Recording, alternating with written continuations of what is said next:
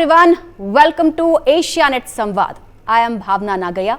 We have a wonderful guest with us. His language of speaking is music. His language of speaking is nature. His language of speaking is environment. He had every opportunity to be a film music director, but he has chosen a different way. We have with us two-time Grammy Award winner, Ricky Kej, in our studio. So welcome to the show. Thank you so much, Bhavna. Great to be on your show again. Thank you. So for us, it's a bit nostalgic because a decade ago, you have given a wonderful song for us. So again, you are in our studio. So how are you feeling right now? No, of course, it's amazing. Life has come a full circle. I have, I'd composed that song Jai Hai Kannada Thai, which is about the nature of Karnataka so many years ago, and now I'm back in the studio, so it feels really good. If we can freeze a time for a second, if you look back, how you describe yourself? How I describe myself? I think I'm pretty much obsessed with music. That's the kind of person I am. I've been a musician ever since I remember. So my whole life I've been two things, a musician and an environmentalist. And even right now when I'm talking to you, there is a background score that I'm composing in my head about our conversation. When I walk on the street, my steps are in a particular rhythm. So I'm completely obsessed with music, and I'm obsessed with the natural world and nature. So that's basically me. Environmentalist and music composer. Correct. This sounds different words, but you brought them together. So tell me about your journey, choosing music as your passion and your love towards nature. So while growing up, I grew up in the middle of nowhere. There were a lot of trees and wooded areas around my home. And we used to have a lot of creepy crawly animals like snakes and lizards and frogs and insects coming into our home. And my parents and my teachers used to always tell me that as soon as you see these animals, step on them or kill them or run away from them. And my question to them always used to be that if we are supposed to just kill them as soon as we see them, then why do they exist? They must be having some purpose. Right. And of course, now I know that every single species of animal, no matter how seemingly insignificant or small, plays a very important role in the ecosystem, which keeps all of us alive. And it's this delicate balance that keeps all of us alive. And at the end of the day, how did music start? Music started off as sounds from nature. Correct. Sounds of the animals, sounds of the birds, sounds of the trees. And then we human beings started taking objects from nature, making bamboo flutes and boxes of seeds, bowls of water, animal skin to play percussion on. So music and nature has always been, one and the same. And I've always been in love with nature through music. You had a plenty of opportunity to become a film music director. Correct. But you have chosen your own way. I have seen many musicians who want to be famous, who want to go behind money, fame, everything. But you were not that person. You chose your own way, and this is what you are now, globally well-known musician, music composer. What made you to decide that? So very early on in my career, I had decided that I'm not going to be part of the movie industry, even though since I'm from Karnataka, I did 3 movies with great... 2 serials and one Rajotsava song. Correct. Yeah. No, of course, I've done a lot of work in Kannada, but the thing is that I've done 3 movies with Mr. Ramesh Arvind, who I absolutely admire. So I only worked with one director. But nevertheless, my interest has never been into making movies, simply because when it comes to movies, it's somebody else that's telling you what to do when it comes to music. Your sensibilities is based on a film script, on a director. And for me, I wanted to make music as an art form. I wanted to make music based on my own sensibilities, what I feel strongly about. So that is the reason why I never got into the film industry.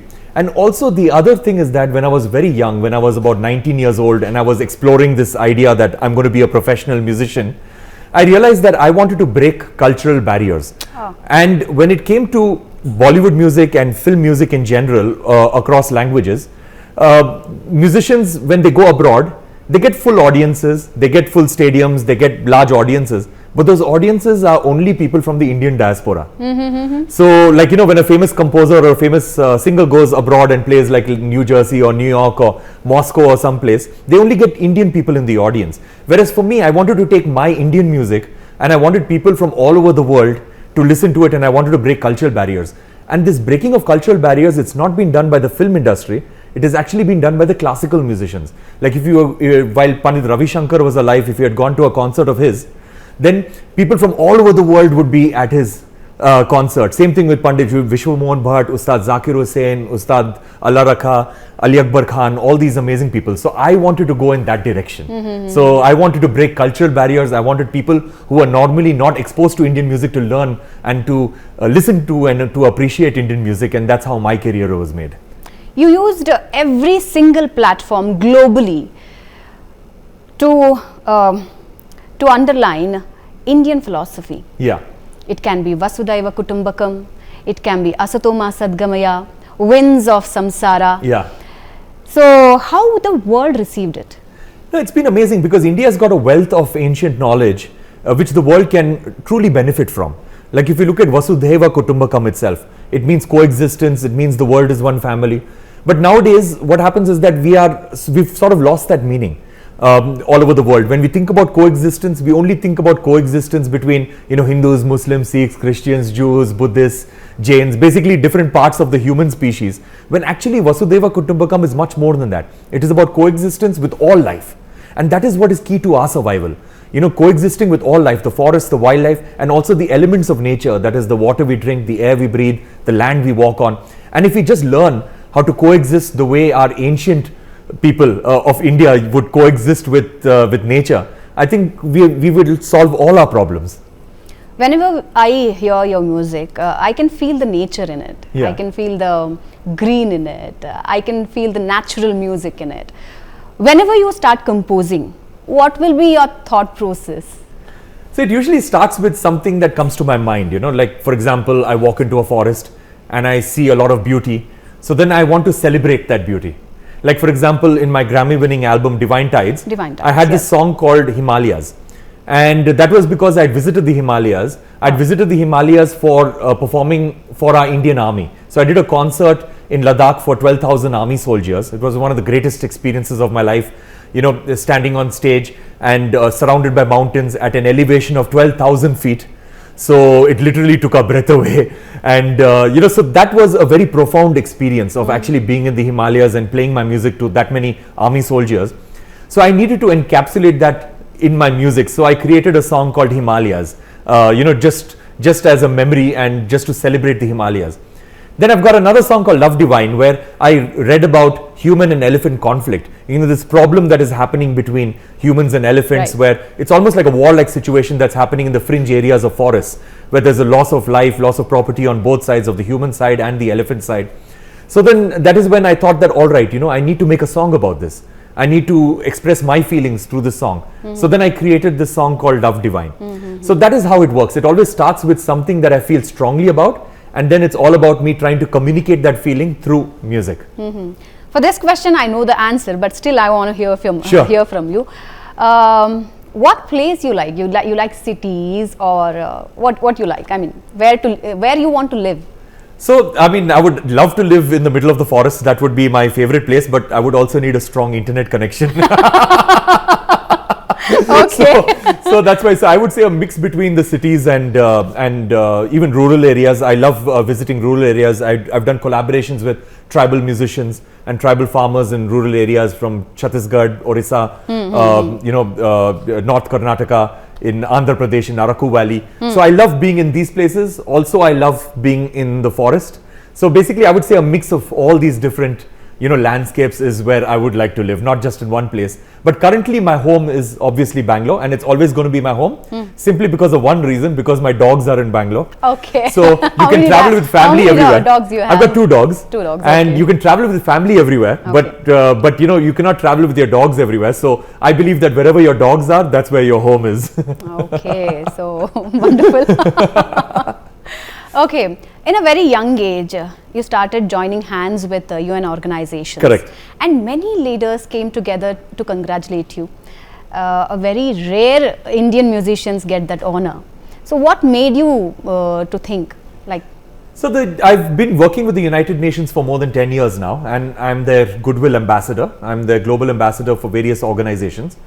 So I have always loved working with the United Nations because it's a global organization, it's an intergovernmental organization. But most importantly, the United Nations does not believe in working against a government. No matter how much, let's say they dislike a government, Okay. if it's a democratically elected government, they always want to work with the government. Acha. And they want to figure out solutions together. They want to work together to figure out solutions. And that's how my philosophy has always been. So even though protest is extremely important, activism is extremely important, that's not the path that I've taken. For me, it's all about inspiring people into action. There's a very famous saying that, that at the end of the day, we as human beings, we'll only protect things that we love. We will only love things that we understand, and we will only understand things that we are taught. So for me, my mission is to make everyone fall in love with the natural world and nature, and hopefully through that love, we will find it within ourselves to protect. Have you been in any situation where you have to choose either commercial music or your passion? That's not been there for the last few years, because I've been very clear about it, that the only kind of music that I'm going to put out is music that I'm not embarrassed about. Okay. That music that I feel comes truly from me. So for the last few years, like for example, in 2014, whatever music that you hear from 2014 of mine, that would define me as what kind of a person I was in 2014. 2018, that's the kind of person I was in 2018. So it's very easy to find out what kind of a person I am just by listening to my music. Wow. Because every single piece of music that I've made since then is a part of me. That's wonderful. Let's go back to 2015, Yeah. where you won first Grammy Award for Winds of Samsara. Correct. How was the moment? Now, of course, it was an exhilarating moment, because a lot of people say that that I don't like awards, and and I'm not into awards and all of that stuff. And to an extent, they are true. What they're saying is correct. But whenever you look at awards, they can be looked at as two ways. One is basically vanity, that, oh, I won an award, I'm better than everybody else. But that's the wrong way to look at an award. Okay. I believe that awards are really important because they give you a platform. Okay. And they give you credibility, they give you a platform. And especially for my kind of music, which has such a strong message about positive social impact for society, for the environment, I need a wider and wider audience to reach out to. So these awards give you a platform so that you can do bigger and better things, number one. And number two is that you can reach out to more people, and more people will take you seriously because you won an award. So that's why for me, awards are really, really important, because it gives you that platform to have a bigger voice. Which award would you like to compare Indian award to Grammy? So the thing about the Grammys is that even though the Grammys are given out in America, it is not actually considered to be an American award. Okay. It's just like the Olympics, where anybody anywhere in the world can win a Grammy. I'm an Indian person sitting and making music in India, but I've won 2 Grammys. There are people from all over the world who won these awards because it's the biggest music award in the whole world. So one cannot compare an award from any country to the Grammys, because India's got a lot of music awards like GMA and Filmfare and all of that stuff, but you have to be a resident of India to actually win these awards. Whereas the Grammys, you can be living anywhere in the world and you can win it, just like the Olympics. Okay. So that is why I believe that the Grammys is a great award, because it's very inclusive, and you can be sitting down in any country, in any corner of the globe, but if you've got excellence in music, you can actually win the award. So I'm very grateful for that. Do you think there is a lack of a pure music award in India? True, because but more important than that, the issue in India when it comes to awards in general is that the celebrities are bigger than the award. So what happens is that when it is an award and you need to invite celebrities so that you get more ratings, So that is the issue in India, and that will take time to solve. It's not like it's unsolvable, it will take time to solve. Whereas with these international awards like the Oscars, the Cannes Film Festival in France, and and the Grammys, the award is bigger than the star. So the stars are dying to win the award, or they mark their calendar off because they want to attend the award and all of that stuff. So that is where the awards get a little more credibility, because those awards, juries and all of that stuff, they do not care about who the artist is. They just care about musical excellence, and they do not care whether the artist is going to attend the ceremony or not. They just give the award to the person who deserves it the best. Many musicians or youngsters, music students are worried about their future in India. What do you say about it? So I would say that a career in the arts is a very, very good career. It's very, very good career. But, one has to figure out for themselves whether they can actually do this career or not.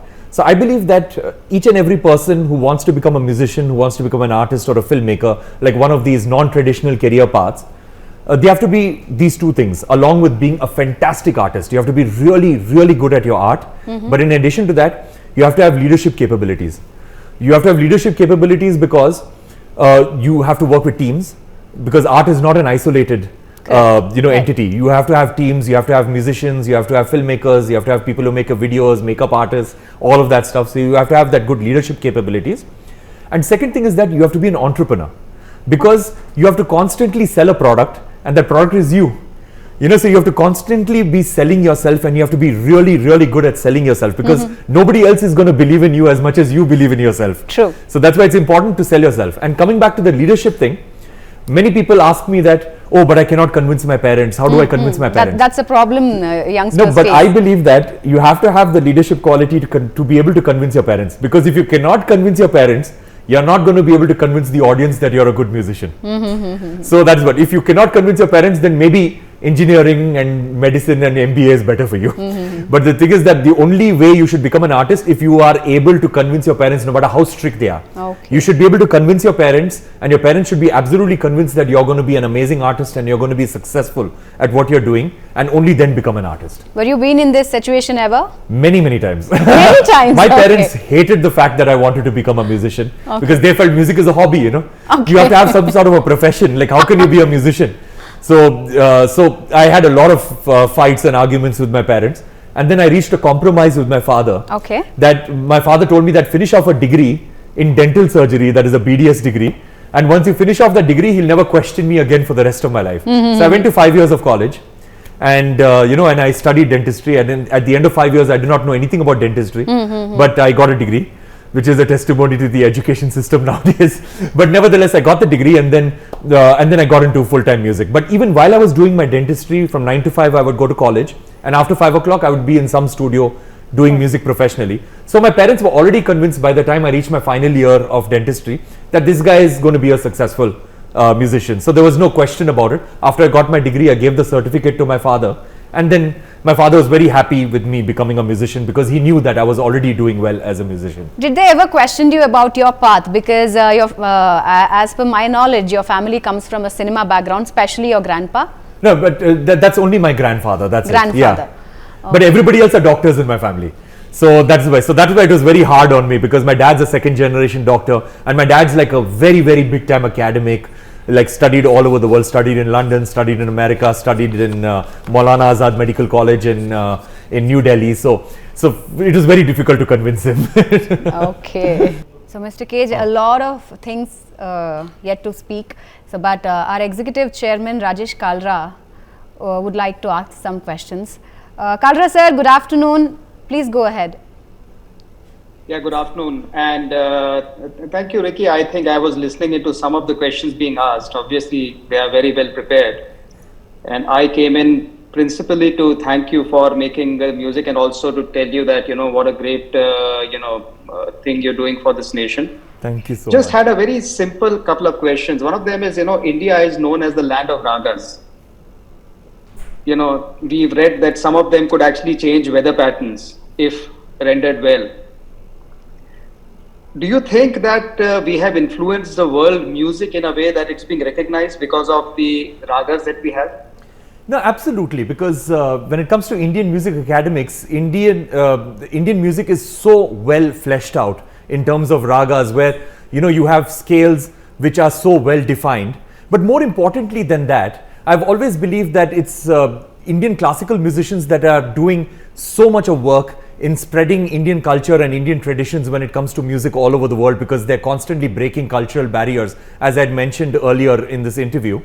And not only that, when it comes to younger musicians in India, there is this thought that if you want to get global recognition, then you have to play music in English, you have to play Western music, you have to basically cater to the Western audiences by playing their kind of music.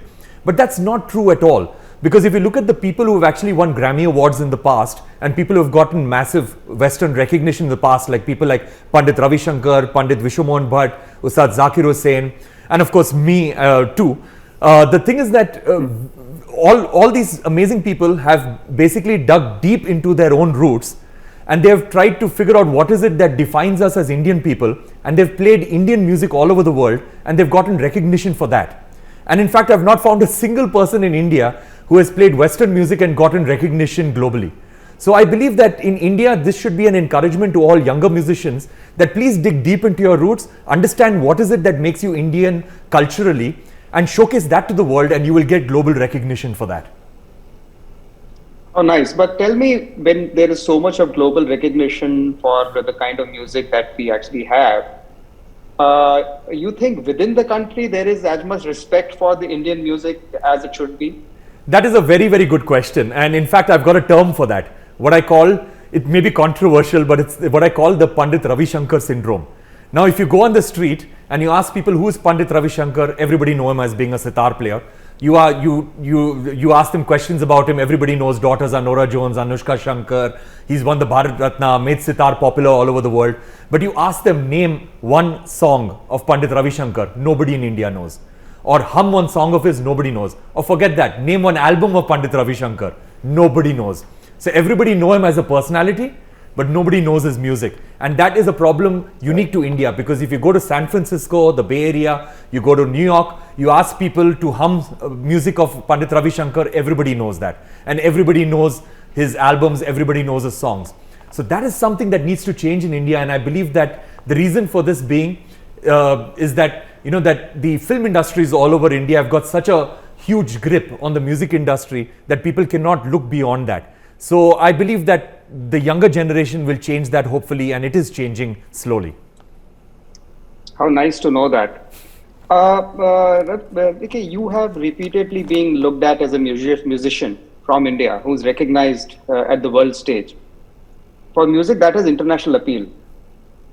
What do you think we need to do to get more and more acceptance of Indian music at the world stage?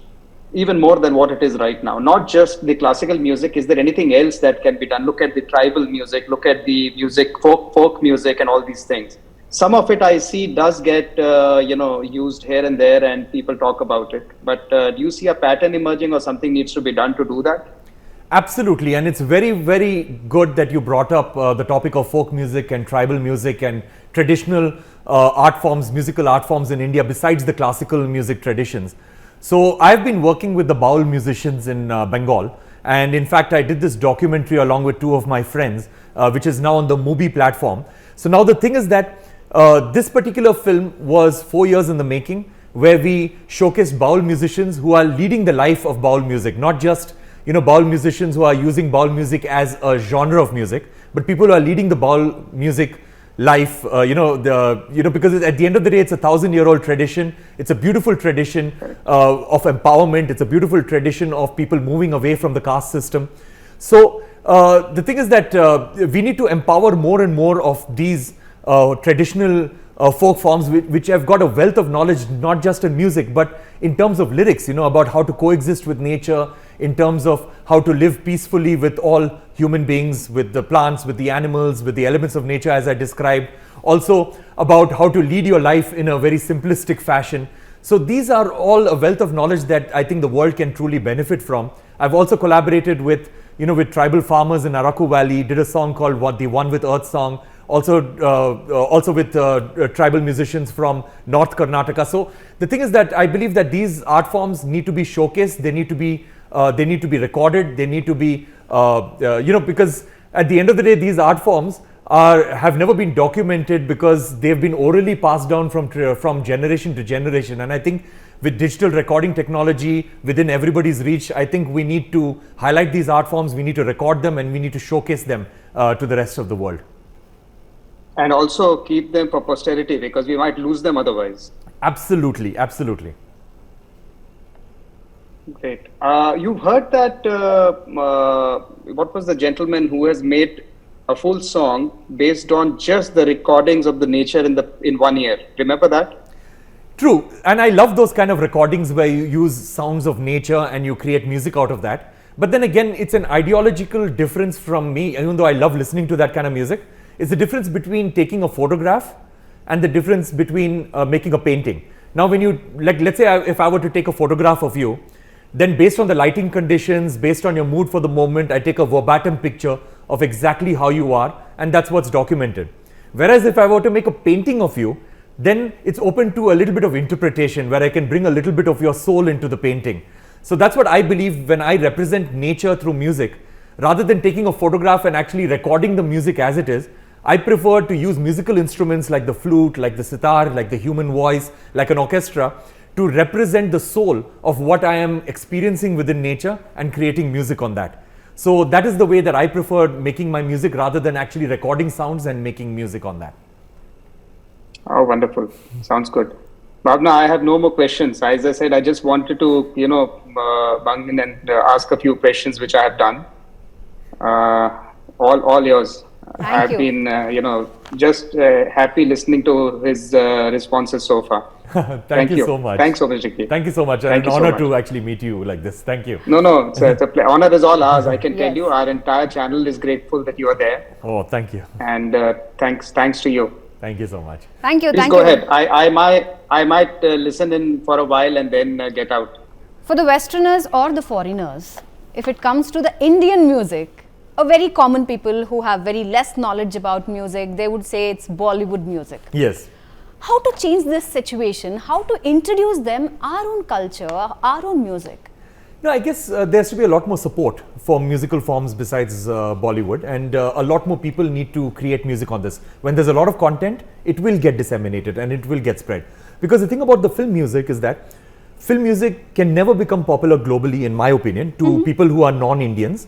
Simply because at the end of the day, what is it? It's basically Western hip hop music, Western pop music with Indian languages as lyrics. That's what it is actually. There are very, very few, film songs which actually go into folk traditions or go into very pure and good classical traditions. But most of it is just Western pop music with Indian languages as lyrics. So I guess we need to support a lot of musicians who are creating, music based on folk forms and on Indian classical forms. And and more younger people need to make music based on this, so that there is a lot of content for people to listen to. What's your suggestion for the younger people? So as I said, my suggestion is just simply this, that dig deep into your roots and figure out what is it that makes you who you are, and create music on that. Because don't try to beat the Western musicians at their own game. Okay. Because at the end of the day, a Western musician will not be able to play the sitar as well as an Indian musician, because it's in our blood. We understand the rags as part of our part of our DNA. So that is why. So basically, create music about stuff that makes you who you are. Or let's say, even if you identify yourself as a Western musician or a rock musician, bring in an element of your surroundings, because you've been living in India for so long. So don't tell me that your music is purely Western, even though you've been living in India. You've been listening to so much of music in India. You've been meeting so many Indian people. You've been living around Indian people and Indian culture and traditions. So don't tell me that a part of that hasn't gotten into you. It's just like, that if an Indian person wants to make a pasta, so they will look at the best of recipes from Italy or from MasterChef, make a very authentic pasta. But just before it goes on the table, there'll be some chili powder which will go into it, and there'll be some turmeric powder which will go into it. Authentic pasta nobody likes. Indians. So that's it. There'll always be a little bit of that will go into it, because that's Indian how we made are. Pasta. That's how we are. When I order a pizza, the first thing that goes on is chili flakes, because that's how we are as Indian people. So it has to be the same with music too. Correct. Wonderful. Yeah. So let's talk about this year. It's again one of the memorable years for you. Second Grammy Award. Correct. Divine Tides. Tell us about that. So Divine Tides, ever since I won the Grammy for my previous album in 2015, I've been wanting to make a follow-up to that album. And there were lots of thoughts and ideas in my mind, but I've never had the time to actually record them because of my absolutely relentless touring schedule.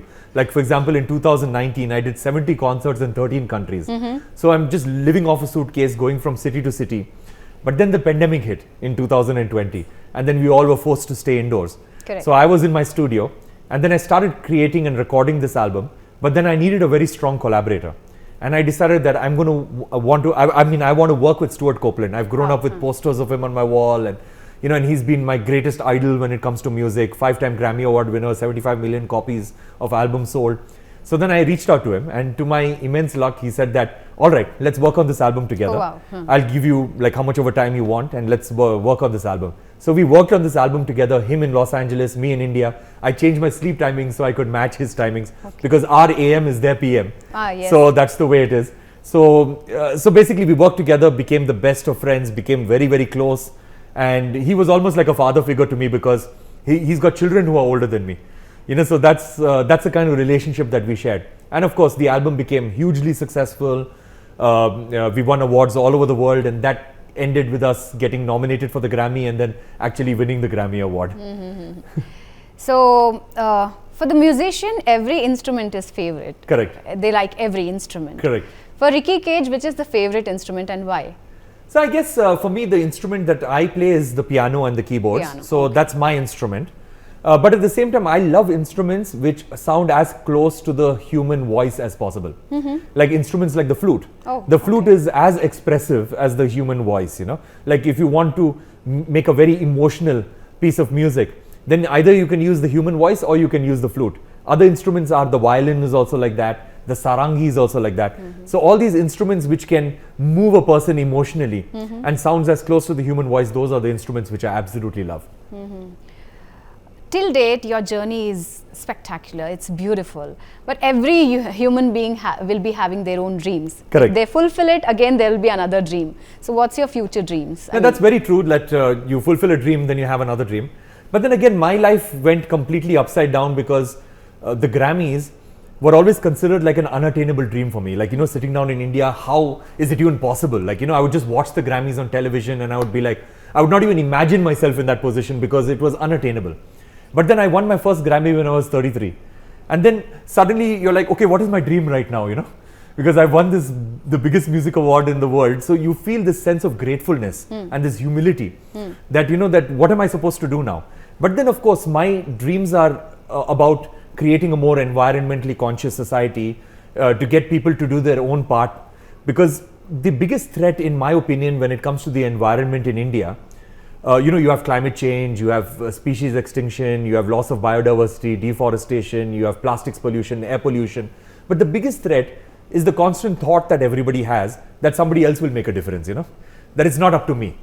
Government will make a difference, intergovernmental bodies, politicians, leaders, corporations will make a difference. When the truth is that the only way we can bring about meaningful change is if we change ourselves. But everybody feel that if I stop using plastic, what difference will it make? If I use public transportation, what difference will it make, if I lead my life responsibly, what difference will it make? But that will make such a huge difference because everybody needs to change their own lives in their own tiny capacity and in an incremental way, because that is all that matters. Everybody should just do whatever everybody talks about changing the world, but everybody should talk about changing themselves first. So that is what I want to do through my music. Many people say that it is highly impossible in Indian society or Indian kind of a country. Is it true? It's not highly impossible. It's just that we have not empowered ourselves to believe that the small tiny changes that we make within our own lives actually matter. So what we need to do is that we need to empower ourselves and we need to empower everybody else to believe that if you do the small thing in your life, it will make a huge difference. So that is what we need to empower ourselves to believe that we matter, and the small things that we do matter. Any suggestions to the Karnataka government to empower arts forms? So of course I've got plenty of suggestions always, but what artists require is places to perform. So I think that what we need is some really, really good, high quality, international quality places to perform. Because if you go to foreign countries, like for example in New York, you've got Carnegie Hall. In Sydney, you've got the Sydney Opera House. So when a tourist comes to these cities, they do not care about who is performing. They just want to go to the hall to watch a performance. Okay. And I think that will encourage the arts in our city in a very, very big way, and in our state in a very big way, having beautiful places to perform and world-class places to perform. Second thing I would say that again, empowering tribal art forms when it comes to music, and empowering folk forms when it comes to music, where you give them a bigger stage rather than having an event and just putting them there for for flavor's sake, to show that this is the culture of Karnataka. Giving them a big stage and making them the main performers. I think that would be really important, to give them the respect of the art form. I think that would be really important. Places to perform and empowering local art forms on a big stage. Should be a subject in education system? Absolutely. So the thing about music is that music education is extremely important in schools, and I'll explain to you why. Not everybody has to become a musician while studying music in schools, but people who have a basic foundation knowledge in music appreciate music better. So me as a musician, I will not try to create music where I'm creating it very simple so that everybody will understand and everybody will appreciate. I, as a musician, if I know that people will appreciate music and music which is a little more complex, I'll make music of an art form which is slightly higher and better. So basically, if you have music education in schools, you will get more people who will appreciate better forms of music, and that way musicians will be encouraged to make better and better music and more higher quality music, and it will uplift the art form in general. You know, so I believe music education in schools is very important to uplift the art form itself in a state. And and I think Karnataka will benefit very highly by making music education compulsory in schools. Thank you so much, Mr. Ricky Kej. It was wonderful having you in our show. Thank you so much, and it's been an honor to speak to you again. Thank you. So viewers, this is our proud Indian, proud Kannadiga, Grammy Award winner Ricky Kej. With this, we are ending this program. Thank you so much. If you like this video, please like, share and subscribe to our channel.